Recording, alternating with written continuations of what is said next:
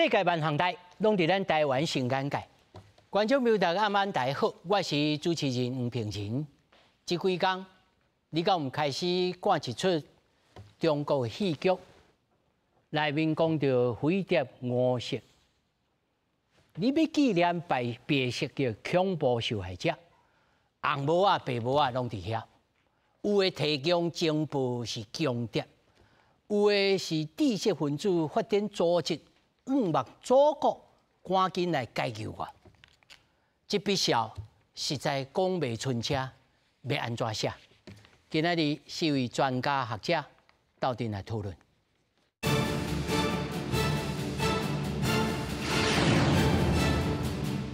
首先介绍现场的来宾，头一位，清大通识中心兼任助教授何志勇。主持人，各位观众朋友。大家好，大家晚安，我是何志勇。那么第二位，台湾大学政治学系副教授陈世民。主持人好，各位观众大家好。那么第三位，政治大学台湾史研究所教授李福忠。观众朋友大家好。那么第四位是地理科大行销流通管理系教授何启成。大家晚安，大家好。那么首先，咱先来关心，这是因为台湾中国国民党主席邓丽文特别参加白色恐怖的对峙大会，不过对峙的对象却包含着中国的间谍误食。邓丽文解说讲，伊是来笑念因为政治信仰来坐驾，甚至是冤枉死的人，并唔知影误食在笑念的名单内。孙立文主席加油！两岸一家亲，我们都是中国人。受邀出席由统派团体主办的白色恐怖受难者求祭大典，国民党主席邓丽文献花三鞠躬，强调爱重视这段老血历史。中国国民党坚定地迈开真正的转型正义，两岸和解，国共和解。我今天必须来参加。验过活动中对峙对象包括1950年中共安插伫国民党政府内部，这各界强调纵观五招。邓丽文澄清，活动并不是以这挂人为主角，强调五招顶人不是风天定的政治犯，而是来台湾从事颠覆甲情报工作的间谍。身为主管后台台北市长周万安也向邓主席发声，应该纪念那些捍卫中华民国、保卫台湾、为中华民国牺牲奉献的前辈。那当然，蒋市长讲的也没有错。我们在面对228跟白色恐怖悲情的历史，寻求的是和解，是抚平伤痕，而不是在伤口上恶意的撒盐，扩大裂痕，扩大我们内部的对立。邓丽文强调，228还是白色恐怖，本来就不是任何政党的专利，也无应该论作政治斗争的工具。党内立委齐卡新表示，虽然可能两岸和平的立场，也不过对国民党的核心甲历史，也唔望第主席会当讲好清楚。如果当时49年没有蒋中正、蒋中常的话，那是不是台湾早就已经被赤化了？我们现在在讲的自由民主还有吗？两岸我们追求和平，但是历史也应该要分明。完全站在中国共产党的史观，让国民党成了中共的附庸。第二个，背叛了国民党自己当年的总裁主席蒋介石。仍然呼吁千万唔通敌我不分，配合中共统战，对洪大雄红旗标头。邓丽文表示，任何政治主张伫民主化的台湾，拢无应该烦恼受惊。也佮表示，家己会用和平的方式来处理两岸冲突。公司新闻采访报道。是，咱头看这新闻段吼，可能那一般观众朋友吼，平常时无咧接触这种相当的这个资讯吼，应该完全唔知影这误食是啥物人。甚至你最近有去看迄个叫做沉默的公营吼，这个戏剧吼，你可能也看袂出这，你敢若知影讲伊歹人好人好人歹人，你修剪而已。我简单讲吼，你要明辨是非吼，两种，一种叫行为论啦，吼，一种叫做结果论啦，吼。我先读这段互你看吼，这个误食案内面伊泄露情报，根据国家人权馆判决书甲档案记载，误食曾经将台湾战区战略防御图、海防前线阵地兵力火器配置图、电我态势图等等核心军事部署资料，以及空军、海军、陆军各部队的武器数量、台湾各战略登陆点地理、军事机关高战列人名，拢互中国的一些情报单位。而且吼，我所知，因为这几本册我读过，伊要对福建过来的时阵，伊搁甲中央讲吼，咱可能会反攻，所以哦，唔通一摆就送去到台湾，咱先送100箱的这个资料去，剩298箱吼，咱放伫伊个福建，哦，结果规拢收去，就我叫这叫做行为论啦，吼，就是讲到上后尾，就是阿强拍赢。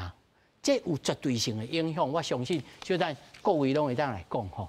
我要先问，因为过去吼，在国民党超5、6党进前，对着这个公明报案件，国民党人骂民进党，恁的促转会是咧创啥？吼，竟然这个飞碟，吼，虽然伊这是江浩东哦，是基隆中学的校长，但是吸收。而且发展组织，恁搁来平反，恁这吼唔对。即摆国民党党内气氛甲意向是啥物？胡老师，你先讲你家己对这个案件的看法。我觉得这个228好久了，我记得我前在大学看的这个东西啊，你不知道228哈？白色口，对，其实一样的意思啦。我先讲5色，你对5色安怎看法？这东西就是。它是共谍，哈，那确实在228或者白色恐怖的时候死了很多人，现在有些被北京列为叫做革命烈士。哦，伊西山顶头名呢？对啊，那个等于是那个时候历史的悲剧嘛。哈，以前我们叫不谈判、不妥协、不接触3不政策嘛。那现在你说两岸要不要弄紧张，我就要看大家的意思了。就是说现在我们看到的是川普前阵子说什么，他明年2月。以前要访中去跟习近平见面，他说习近平又是他的好朋友啦，现在又变好朋友啦。那台湾在这个状况下，我们应该怎么做？你说要战争吗？还是要和解呢？过去事情我们不能够忘记。你认为基本上你是赞成的，也不是赞不赞成的问题啦。就是说我们今天纠结这个事情哈。但我问一下哈，因为我有一个士大人哈，因的朋友哈，这个人拄啊最近才过身啊，叫林正杰。林正杰因老爸啊，林经营啊，伊东山岛突击，伊嘛是隐蔽建线去到遐，去用星球啊转来安尼。我的意思是讲，咱纪念5色，你嘛拜托，你嘛甲阮纪念一下林正杰因老爸者。我觉得很好啊，都可以纪念。大家知道阿灵顿公墓吗？美国维吉尼亚做个阿灵顿公墓，以前我在那附近住过几年啊。阿灵顿公墓为什么设立？是因为19世纪中叶，美国爆发南北战争，南方要蓄奴嘛，后来独立了嘛，就打仗了嘛，总共死了多少人？南方总共死了将近40万人，美国总共死了70万人。这40万人里面，包含将近10万人是因为战场死掉的这个阿兵哥。那请问这些南方的阿兵哥现在葬在哪边？葬在阿灵顿公墓啊。安尼，老师，你应该向这个店主席来要求讲，你向石强平讲，拜托的，阮遮战死的这敌后同志嘛，甲阮纪念一下。伊讲唔甲咱纪念？有，你知道吗？你知道我们有个叫台儿庄大姐，你知道吗？不是啦，台二中是抗日战争啊，不一样啊。我今讲内战啦。共产党我是讲内战。可是为什么共产党要盖一个台儿庄纪念馆来纪念国军呢？老师，莫讲到遐去，我是讲内战啊！你头家己讲阿灵顿啊，对啊，对啊，我讲咱拜托店主席去甲石主席讲，你嘛甲咱纪念一下，尤其恁国民党一寡英灵地书，嘛甲咱纪念一下，小等咱这个何教授会甲咱替咱讲一下吼。小等我问陈老师，你基本上对着这个看法是啥？五色就像拄啊何老师咪讲啊，我相信大家应该都有共识啦。五色都是间谍，以泄露这样子的机密，尤其是徐蚌会战。徐蚌会战因为五色一寡泄密，徐蚌会战中国民政府蒋介石的军队死啊十几万人，包括郑丽文主席也把也所属的一些军队的司令官李弥，后来逃到他的军队逃到云南去。然后你现在是要纪念吴石，你要说他吴石是一个人民英雄烈士吗？人民英雄烈士竟然是北京还一届名，伊伫中华人民共和国，伊当然是人民英雄烈士，因为伊替中华人民共和国建立野禁政权，因为伊对咱中华民国来讲，伊是一个叛徒，伊是一个间谍，伊害咱中华民国的军队死10几万个人，包括郑丽文伊爸爸的长官。这是咱爱纪念的人吗？所以我相信大家真啊，记就何老师阿姨啊讲，这吴石伊嘛间谍，安尼大家应该有共识。也是有共识的话，这样一个问题就是讲，你郑丽文主席，你有去祭拜这个吴石无？你郑丽文主席，你那个上礼拜六你的会场开始之前的2天的采访通知都供给了嘛？采访通知来面都供给会纪念吴石嘛？2天前呢，就已经有写要会纪念吴石、朱峰这些所谓的间谍的这些，他是上面还写等吴石等烈士，把吴石当成是一个烈士，爱抬头。所以你郑主席，我相信你不会没看过这个。主席英明应该没红骗。包括联合报今日嘛讲过嘛，拜六的仪式之前几天。国民党有些人是都劝朱席去抢他嘛，对。所以你郑丽文你自己放出来的那个流程表来面嘛，自己讲的嘛。你只要有一个是讲向人民民主英雄牺牲烈士献花，前面是要向50年代白色恐怖牺牲烈士献花。当年吴石因是白色恐怖的牺牲烈士嘛。要不你离接你参加的那个仪式里面有那个图嘛，有那个吴石的图，吴石的照片下面是写牺牲烈士。那如果说吴石他不是白色恐怖的一个受难者，那他就是人民英雄烈士喽。那你郑丽文你去，虽然说隔个10公尺，但是你至少向这个图的方向你在祭拜嘛。那这种就问题所在嘛。来，李老师，是，关于就5色哦。因为老师是真正做历史研究，你小甲咱讲啊，5色这个案在迄阵时发生，伊的这个时空背景，甲影响是真重大，安怎如何重大？是，我安尼讲啦，5色吼是安那考哦，因为5色手内底吼，因为伊是国防部的副部长嘛吼，咱华语叫做次长嘛，所以伊事实上伊掌握到伊知影讲台湾的兵力部署是放伫倒，是安那这足重对阿强是遐重要呢？因为1949年，伊讲5年就是要过台湾海峡来攻打台湾嘛，所以登陆登陆就变做讲足重要的代志嘛。到底偌济兵啊，偌济军人部署伫台湾的海岸，这是。你若去看蒋介石的档案，你就知影讲1949年蒋介石就叫陈诚，陈诚迄阵是迄个台湾新主席加上即个东南中官嘛。蒋介石1949年就是叫陈诚爱较紧甲迄个海岸较紧做计划做出来。事实上，中共要爱就是5石手内底即个资料啦，因为中共若知影讲你兵力放伫底。我就闪过嘛。我若知影讲你兵力有偌济，我就爱准备较周全的嘛。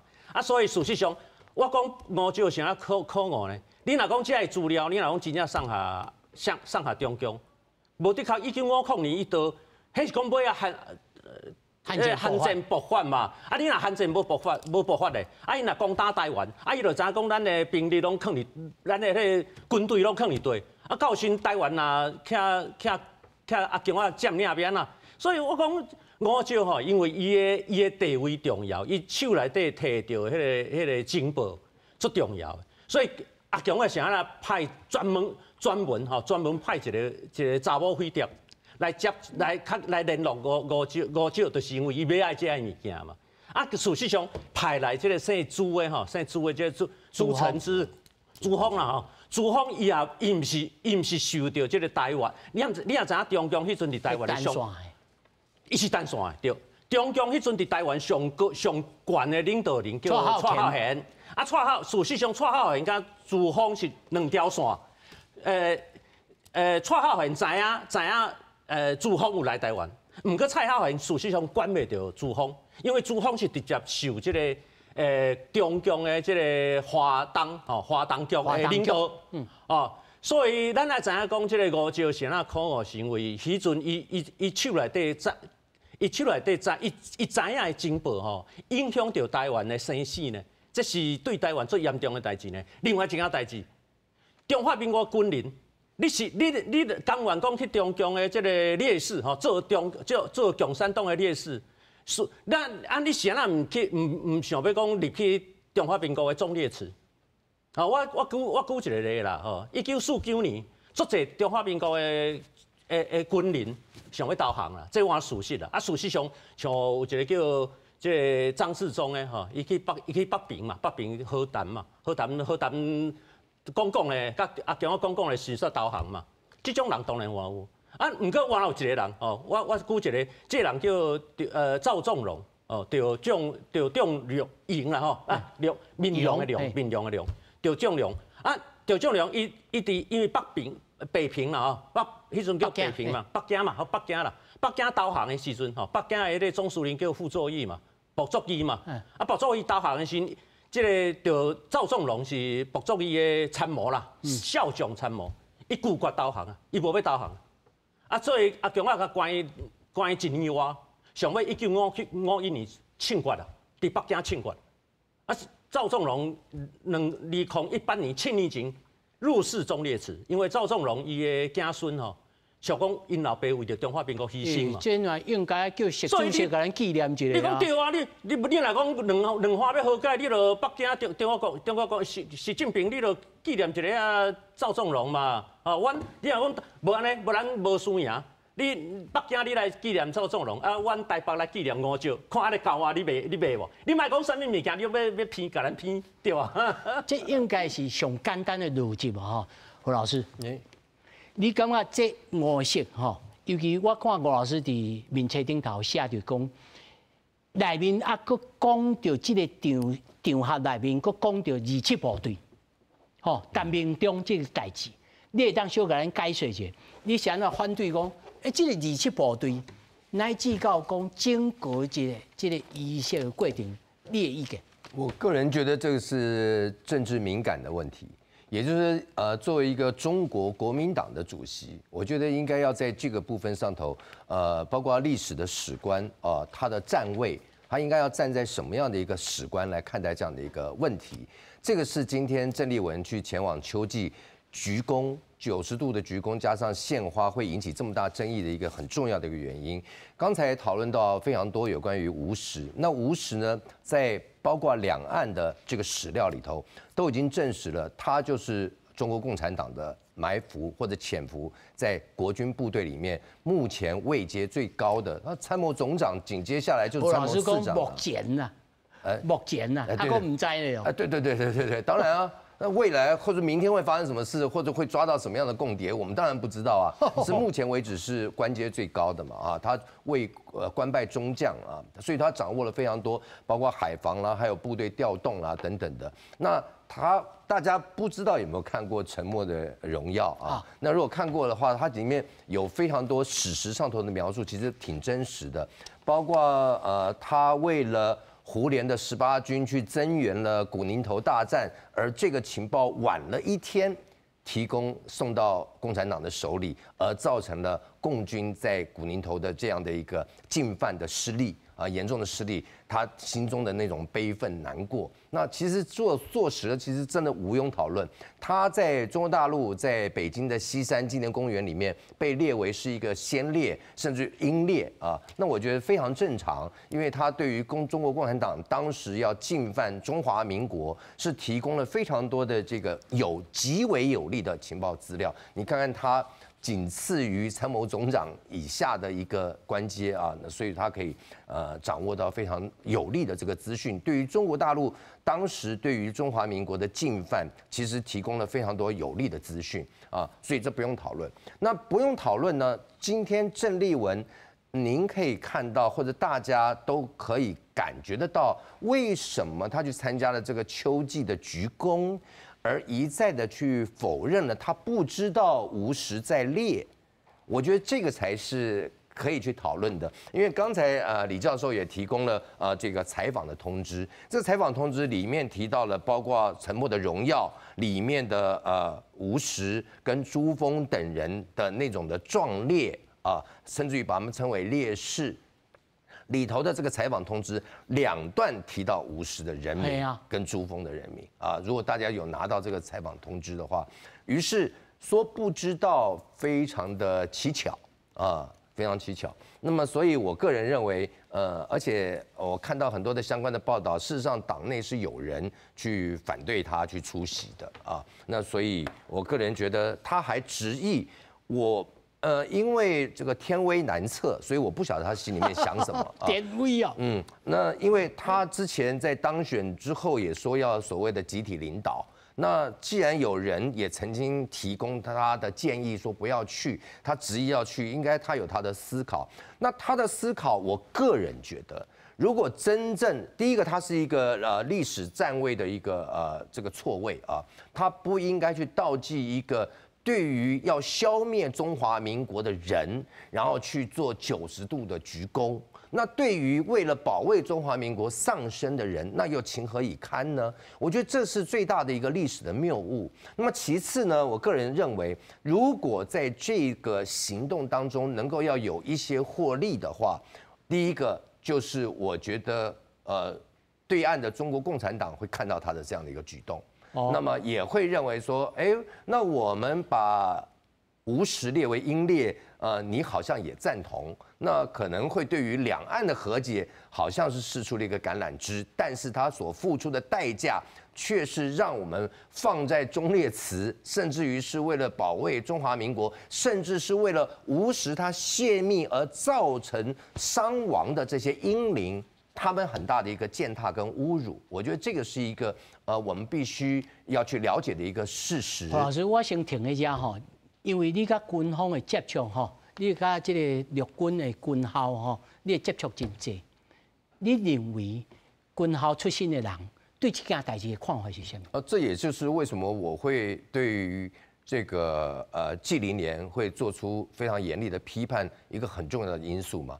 你想想看，你的同僚在因着吴石的资料情报的泄密而造成了丧生。对，那我觉得，那你的这些同僚，你既然也可以看着你的主席，然后呢去跟这些人去鞠躬，就造成我们国军重大伤亡的这样的一个人去鞠躬，我觉得这个是一个非常糟糕，而且我觉得它就是一种羞辱跟这个践踏。第二个呢，就是我不管今天呢民进党怎么来看待蒋介石在台湾的一个地位，可是我觉得很持平的来说。如果不是因为蒋介石，我觉得台湾早就被赤化，这也是一个事实。他把中国大陆他把中国共产党主角在台湾海峡的另外一边那我觉得这也是他对于台湾，如果说要五五开的话，那他也有他的功劳所以他的功过，我就看大家怎么去认定。可是他是中国国民党的总裁，那么你作为中国国民党的主席。那么对于那个出卖你们总裁的吴石来去做鞠躬，那我觉得那你不是也在打脸了你的总裁蒋介石吗？那我觉得更为荒诞的就是如果郑丽文的这一次的鞠躬的行动，它能够有一点点的效益，我觉得刚刚我讲到一半，一方面是对于中国大陆，他递出了可能是一个和解的橄榄枝，那二方面呢，我觉得他也挑动了，或者说他揭穿了民进党长期以来的这样的一个很荒谬的一个史观。所谓很荒谬的史观是，民进党在过去的35年当中，他每一年的秋季他都有去参加。包括苏贞昌，包括你现在所看到的吴思瑶，包括你看到林楚英他们也都到过马场町那他们在那边也悼祭了这些所谓的英灵，这些英灵在所谓的白色恐怖或者政治受难的这个互助会里面，是通通包裹在一起。有红帽嘛，有白帽对，通通包裹在一起。那我觉得这是民进党初期，而且早期的民进党或者说他们的党外。这里面本来也就有红共在里头你不可以否认，包括说郑丽文所举到的这个陈明忠在内，那么他也是所谓的红共啊，他心向的祖国。这里面在马场町当时被枪决的有非常多的人，那包括您刚才还提到《光明报》的这样的一个事件。《光明报》的王明德，他跟他的女朋友是非常兴高采烈，告诉了他说台湾将要解放了，所以他们是非常期待的是中国共产党来解放台湾，他们是属于这样的一群人呢。所以我就想说，刚好今天也借着这样的一个事件，我觉得而且我觉得更有意思的是，主持人刚才花了好大的篇幅在介绍吴石，也就是说呢，如果不是因为沉默的荣耀，没有人。这么多年，35年，我当记者也当那么长的时间，没有人介绍过吴石像主持人介绍那么详尽，可见得台湾其实真正认识吴石人不多。是因为沉默的荣耀，我们开始去了解了吴石，也因为吴石在这次秋季当中被列位在那个石碑上面，所以然后再看到了郑丽文距离这个石碑才短短的20公尺这样的一个距离，他对着这个吴石的遗像来鞠躬，这个整个荒谬就在这个地方。对于一个要消灭中华民国的人，你给他鞠躬；那对于他背叛了你的总裁，中国国民党总裁蒋介石的人，然后你对他鞠躬，你的说法说你是为了要和解，但事实上，我觉得这是整个价值的严重的错乱。那么他唯一只有就是打脸了民进党，也就是民进党长期以来那么他。这个也在悼祭的吴石啊，然后今天呢，王定宇竟然还说，他这个冒犯到了这个蒋介石，那我真的觉得太好笑了，因为民进党人不是才去对蒋介石的铜像去泼红墨水吗？什么时候也这么维护了蒋介石啊？我就觉得说，在这个一连串的荒谬当中，有郑丽文他的史观上头的误读。那么我也觉得有民进党这种见猎欣喜而反映出来的荒谬，因为过去的35年是你民进党在悼祭着参与的这个秋季，那这一次很有一点意思，就是我们就政治学理来说的话，有一个现场站位的一种挪移啊，好像郑丽文来到这场秋季了以后，就没有民进党的声音。我的意思是在这场秋季的活动典礼上头。那如果你要就这样的一种所谓的言论市场或者声量市场来看的话，那我觉得那郑丽文是不是这样的考量，我不知道。但是我认为他去对吴石鞠躬这件事情是错误的。是哈，这关于这个秋祭哈，每当的这个情形吼，小等因为我逐年我拢有咧看啦吼。其实这个代志还佫真复杂，所以咱可能要请这个李老师吼来讲一下。不过我先就何老师这个问题吼来问何老师啦吼。两个何老师。嘿，那个何老师啊，就是讲，那么南北战争，美国阿伦顿伊是战到上后尾，北平战赢，所以我甲你和解。即摆咱佫无战一个结果出来哦，就想要和解。要和解，你上无爱平等嘛？这到底即摆国民党爱安怎？甲说我话吼，来讲个春车，尤其像何老师因所熟悉的一寡朋友，伊其实是真愤慨哦。何老师你要安怎来向这群人要来解说？因为这算作是国民党真始终兼换贴的这个支持者哦。何老师。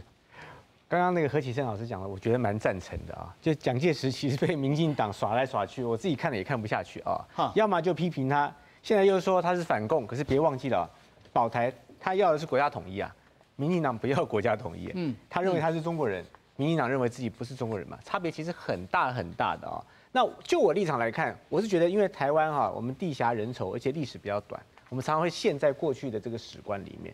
如果我今天其实看到杨度老师写的一篇文章，我觉得还不错。他写在这个联合报上面，他说今年8月15号啊，金门有一个叫做两岸和平水陆大法会，他纪念什么呢？就当时这个古宁头死掉那些共军，还有在当地国军跟他交战死了大概7、8千人，还有一般老百姓死伤了。在这个水陆法会里面，没有人去分说到底哪些是共军，哪些是国军，哪些是老百姓。它混在一起的嘛，它葬在一起的嘛。因为那个时候连很多地方连葬的地方都没有。但他最后提到一点，我觉得很好。他说，如果要两岸往前看，两岸和解的话，你要安慰这些逝去的这些亡灵，你要怎么做呢？因为这个东西其实现在就半世纪以后了。我刚刚故意讲南北战争，是因为你看它已经多久了？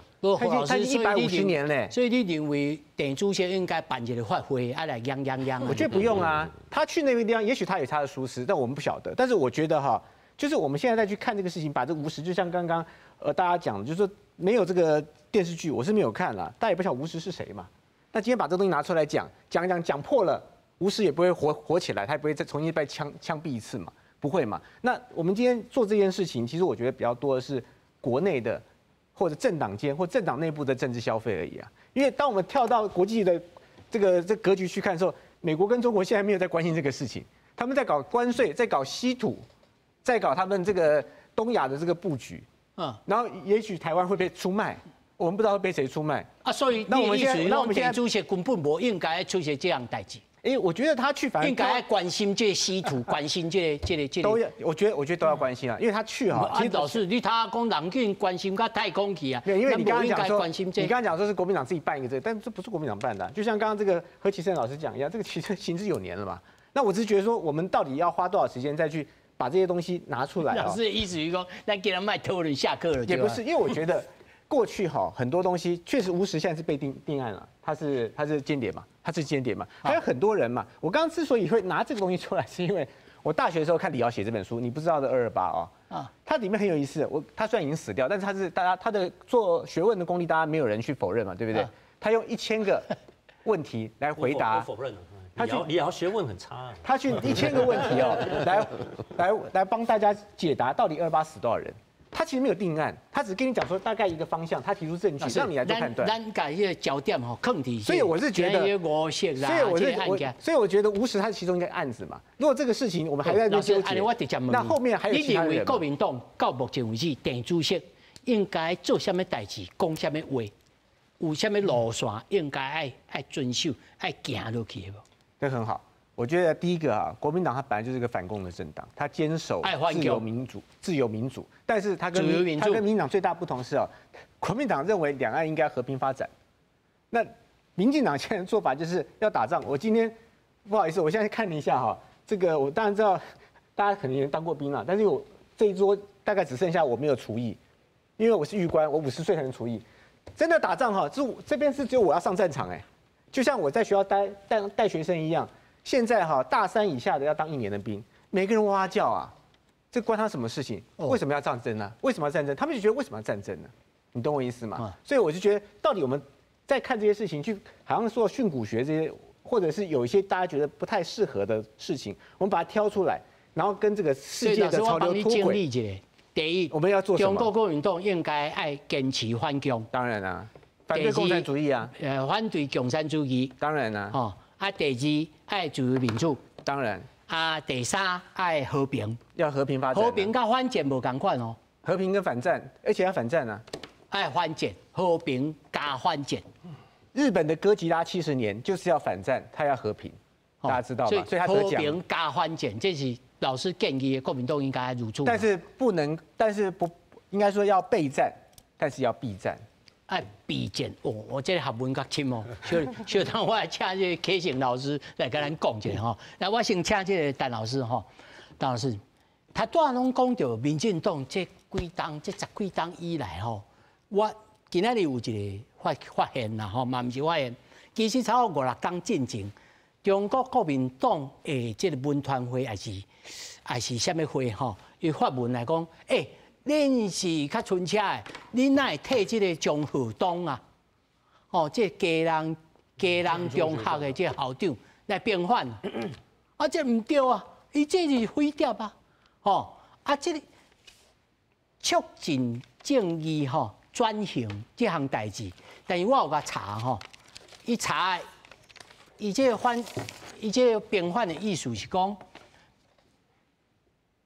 无法度，真恶认为伊所作所为已经达到意图以非法之方法颠覆政府而毒手左手啦就是毒手来实行之阶段，也是讲无啦，伊还未到实行的阶段，所以甲平反。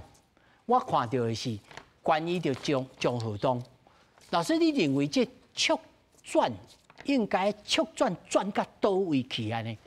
不，你促转你要对于迄白色恐怖，真正是因为讲你只是讲一个政治的思想，哦，然后你有可能有一些思想跟你当局不共款，啊，你还能抓起来，还能受到迫害，啊，这叫白色恐怖。那个吴时伊无共款，吴时伊有行动，然后伊背叛伊的国家，背叛咱中华民国的政府，好，所以这是无共款的代志。所以基本上过去，你还是要30年，民进党拢去祭拜这个马场町啊，然后民进党去祭拜的是白色恐怖受难者，像你拄仔讲这个人，伊是因为讲伊可能有一寡思想，我伊无做什么代志啊，伊基本上伊并无做什么行动来去颠覆政府，因为政府说你要来颠覆我政府。所以我迄种戒严法，我讲你有罪，你就有罪，然后你有被白色恐怖被抓起来迫害，但是民进党去祭拜马场町是祭拜白色恐怖受难者，不是祭拜吴时。吴时，我相信你郑立文你自己嘛讲过嘛，吴时你不是白色恐怖受难者嘛，所以民进党去祭拜马场町，那有什么问题？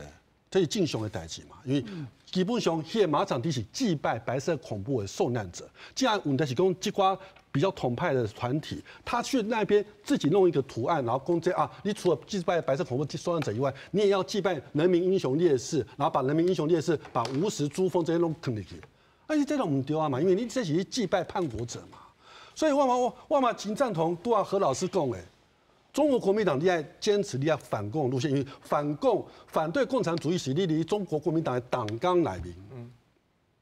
但我今日我要问一个问题。郑立文伊到底有反共无？我一直去搜寻，过去10几年郑立文讲过的言论，郑立文伊常常去政论节目 YouTube 弄伊的影像嘛。我到今我还没查到伊有讲反共这2字。好，我只讲咧。有啦，伊在大学的时候我有听过啦。无。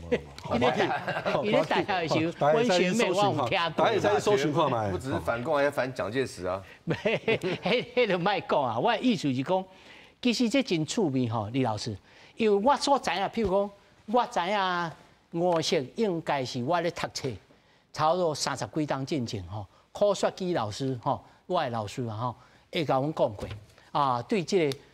王明德开始讲起啦，吼，因为讲到这个从容容吼，因老爸吼，啊讲到这个蒋河东，啊迄阵时拄好有电影咧拍这个代志。老师，你认为这个促转应该到什么刊站、什么界线，啊，互大家人理解？无即嘛吼，民进党会感觉讲，哦，我安尼做甲老官啊，互你含甲老烂安尼。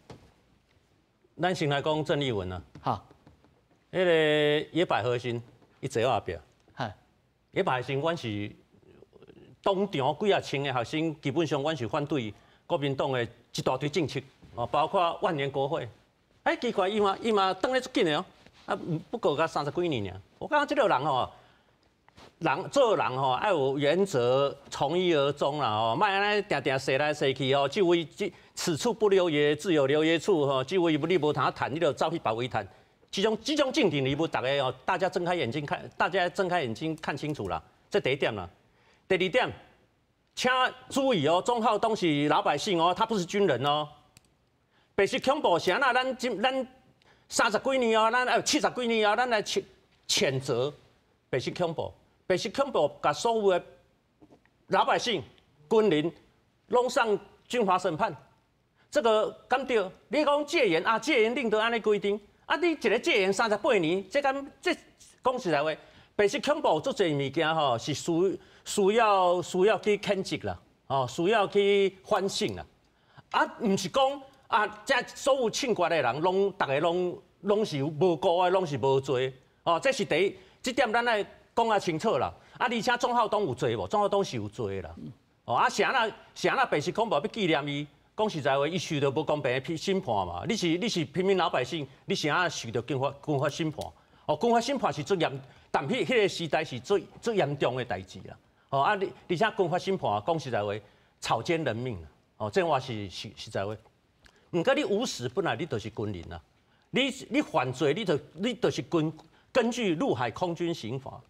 来审判，你不是按照一般的刑法的，所以请你5招，另外较拜托的哦。啊了后，因为拄啊来宾讲足济啦，我有诶物件我无法度谈遮一来互来回答啦。哦，我拄已经讲你后诶学问无好啦。哦，你也知影历史是一直咧进步的啦。啊，以后伊读历史，迄已经是要70年前的代，60几年前的代志啊啦。哦因为咱的这话嘛袂讨论以后的啦。你要毋过我特别强调一件代志，哦，就是中共吼，中国共产党最近这10年来一直咧铺五招，事实上是造神啊，造神啊。包括讲吴石敢有参加共产党，事实上我都无认为吴石有参加共产党啦。我认为伊就是要投降尔啦。所以因为即马中国吼一直要铺吴石，所以甲即个吴石吼开始甲共产党接触的时间提早，愈来愈早。愈早吼，即马网络上你去查拢讲啊，共产党拢讲1947年伊就伫上海接触共产党伫上海的即个华东局。华东局，毋是啦。你去看判决书啦，中华民国国防部的判决书是根据你的口径嘛。1950年5招的口径就是伊是1949年嘛，才甲中共接触的嘛。啊，迄阵都国民党要败啊，规个中华民国政府、中华民国的首都南京都已经无去啊，啊搬到广东啊。啊5招迄阵也搁伫上海的时，伊甲中共迄边接触嘛，是1949年嘛，蒋介石就落台啊，中华民国的代理总统叫李宗仁嘛，所以咱甲事实上，咱爱甲历史事实先讲啊清楚嘛。啊，中共即马想要篡改历史嘛，想要改历史啊，咱5招就会变甲愈来愈，你看哦，伊足早就甲中共都参加中国共产党，你知影迄历史就较改去啊嘛。啊，所以我也是迄句话啦吼，因为时间有限啦，迄句话。中华民国军人，你就好好给我进忠烈祠啊！你不要跑到那个共产党北京去进那个什么烈士纪念园区了，丢不丢人呐？这个中华民国有一个四颗星的上将啦，叫白崇禧啦，的作家白先勇因爸爸啦。白崇禧就是无愿意投降嘛，伊的江西部队伫中国全部拍无去啊嘛。啊，伊也是一个人来台湾嘛，伊嘛知影蒋介石会对伊不利嘛，因为你知影这两个人，蒋介石甲白崇禧斗一世人嘛，斗一世人。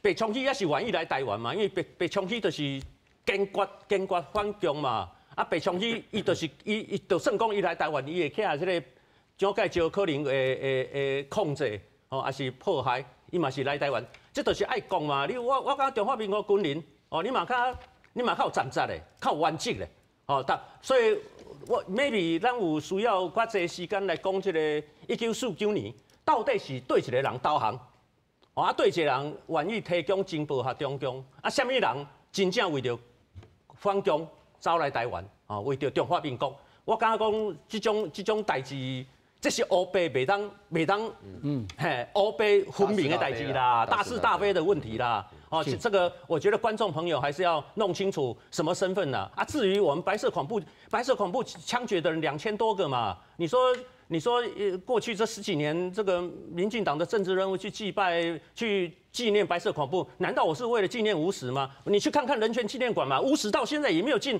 人权纪念碑啊。你自己去问的，大家有机会去问人权纪念馆，吴石、陈宝昌这些人有上那个人权纪念碑吗？没有啊。但补充吼，就是伊边仔的这个副手。我讲啊，这4个内底吼，这4个内底上有可能是正港的共产党的党员，就是陈宝昌、陈宝昌足早就世界大战还没结束，伊就已经入去共产党啊，伊是最有可能的匪谍。但是问题是陈宝昌手里没有情报。伊无情报，伊就爱找因老大的。伊的官的，伊虽然是中将2粒星，伊的官都无够大，吴石的官较大，吴石有办法接触核心的机密啊。啊，中共那时候就是为了要解放台湾、打台湾嘛，所以他需要吴石嘛。就讲到军人吼、军魂啊，这一中二进吼，这胡老师一定真有感觉。到单为止，你认为中国国民党内面的军人，我讲那定定不时，我唔是讲不时啦，就有当时传出来讲有一寡退将，走去甲解放军啊，还是去参加因的活动啊，就有些东西你这边的代志。你认为这国民党应不应该？因为我认为国民党过去长久以来拢无做一个明确的这宣示，甲做一个指导。哦，连带到当为止，黄复兴东部家己的人，伊就无所适从啦。胡老师，我觉得这一次可以看得出来，郑丽文的当选跟黄复兴有很直接的一些关系。虽然我现在也在算那个选票，我实在算不我算不太出来啊。也就是说，因为这次的这个投票率很低嘛，40%都不到。那如果说同样就换算到黄复兴7万不到的人哦，号称8万啊，7万不到的人的话，如果等比例换算的话，那事实上投给郑丽文的票并没有超过2万多哎。所以其实以郑丽文的6万5千多票来说的话，为数不多啦。就黄复兴是不是真的就都投给他？倒给他，都不是很多。我还要再经过精算，因为我们拿不到数字，只能用等比例这样去换算了啊，换算。那我要讲的就是说，现在有很多的退将到中国大陆去，那么如果说它纯粹只是一个联谊的性质啊，那我觉得现在这种都已经有所谓国共论坛的这样的一个情势的发展交流的现实的这个情况之下去做一个交流，我觉得无可厚非。可是呢，有常常会引发争议的，比如说像黄埔的100年啊，那个非常有意思的是，纪凌年在黄埔99的时候呢，他特别要求退将不要去。但黄埔100的时候，因为黄复兴裁撤，所以他去了。所以这是非常错乱。老师啊，这是什么意思啊？我听无了。我也不能了解这个先期的学长他们是怎么去思考的啊？就是99年不去，因为你是黄复兴党部主委，所以你跟着劝大家退将不要去。因为呢，虽然黄埔建军在广东黄埔，但是呢，今天他徒有这个固有的校区，魂不在，魂在我们中华民国的台湾的这块土地上啊。可是最后也有这种错乱的这个情况发生。99去啊，100去，100去了。好，那我觉得这不是我讨论的重点。我觉得我跟主持人一样，我们是关心说退将是什么心态。好，那么如果说是因为我们国共已经大家已经停止硝烟啊，实际的硝烟这么多年了哈，不是不是签约，我觉得交流，我觉得我觉得无可厚非，因为我们可能有很多人到中国大陆去旅游，那刚好这个黄埔的大陆也有黄埔校友会啊，那愿意去做一些接待，我觉得这个倒是人情之常。我觉得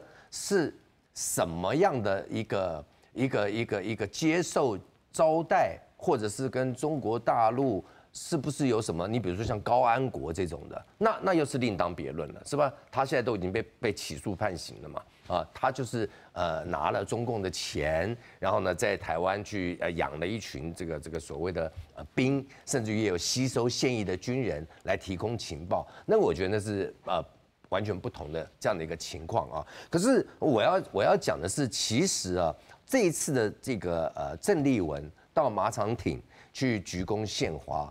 我觉得给了台湾民众，我觉得很好的一个机会，就是我们是不是可以再回过头来去了解这个70年前的这段的历史啊？在这个历史当中，有多少人啊是被诬陷的？比如说冤假冤假错案啊，那么那又有哪些人呢？是实际已经从事所谓武装组织，像您刚才提到基隆中学校长这个钟浩东。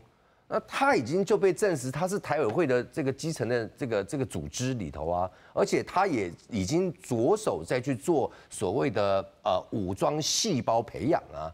那我觉得这个是相关的史料都已经可以拿出证据的。他不是民进党所美化的一个青年理想家或者纯思想犯，他已经是有到刚刚李教授提到的，就是说我们有没有在着手？啊，那么另外呢，这像陈明忠，那也有人说，哎陈明忠不是27部队谢雪红在组织或者发动在 whatever 的这样的一个叛乱的团体吗？那为什么政府又给他补偿了呢？那是不是也容许了他这个27部队当时的一种叛乱的行为呢？我觉得那是截然不同的。了解清楚了以后，我觉得历史的真相就逐渐会被浮现。陈明忠获得补偿，是因为当时的审判的程序不公。他没有按照既有的程序，没有程序正义，但是他自己也都承认他叛乱，他说他要颠覆中华民国，他觉得他遭受到这样的牢狱，他觉得他不能说心甘情愿，他觉得他甘愿啊，他就是为了要颠覆中华民国，所以他被拿去坐牢，他觉得他理所当然。他也有这样的一个认知啊。那今天民进党还要再去做什么其他这种无谓的包装，我觉得大可不必。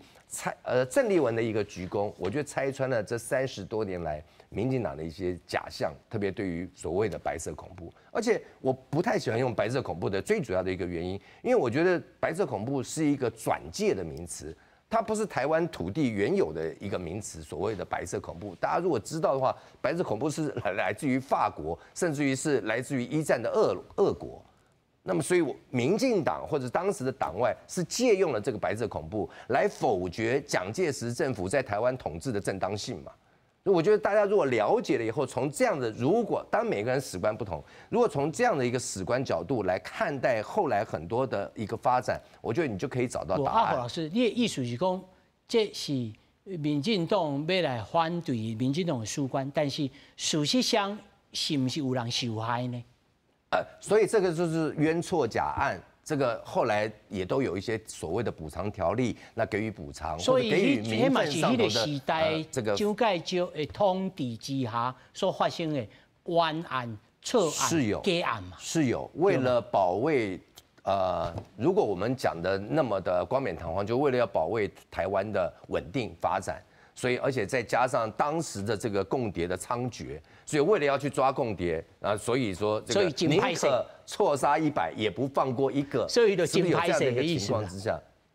他确实有造成冤错假案。这个政府或者说为什么总统会在228，或者甚至于像马英九在当市长的时候，他也有前往马场町去参加囚禁应该国民党的系统应该来讲，迄阵时就歹势，为了要台湾安全，所以惊失去1亿，所以我抬100，真歹势过去就过去安尼。从李登辉时期就开始这个在赔偿了吧？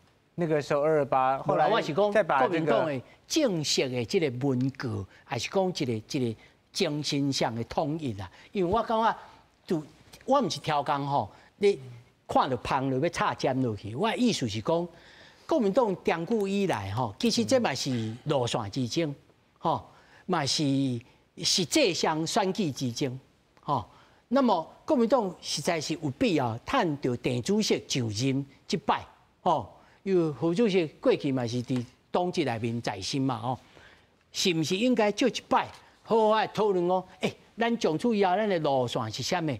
啥物会使做，啥物会使做，啥物袂使做，啥物会使讲，啥物袂使讲，安尼一摆讲个春车，互选民一个正确的选择。